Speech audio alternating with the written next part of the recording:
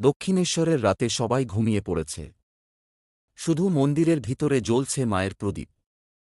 হঠাৎ এক ভক্ত দেখল রামকৃষ্ণ পরমহংস একা বসে কাঁদছেন দক্ষিণেশ্বর কালী মন্দিরের সামনে।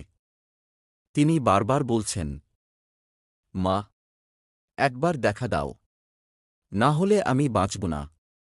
দিনের পর দিন এভাবেই কেটে যাচ্ছিল। লোকেরা ভাবতে শুরু করল তিনি হয়তো পাগল হয়ে গেছেন। সেই রাতে হঠাৎ মন্দিরের ভিতর অদ্ভুত আলো ছড়িয়ে পড়ল। রামকৃষ্ণদেব দেখলেন কালী মা যেন জীবন্ত হয়ে তাঁর দিকে এগিয়ে আসছেন। চারদিকে আর কিছু নেই, শুধু অসীম আলো আর মায়ের হাসি।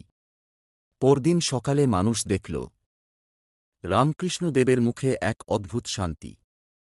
তিনি শুধু বললেন, মা সত্যিই আছেন, আমি তাঁকে দেখেছি। আর সেই ঘটনার পর থেকেই দক্ষিণেশ্বরের কালী মন্দির হয়ে ওঠে রহস্য আর ভক্তির এক অলৌকিক স্থান।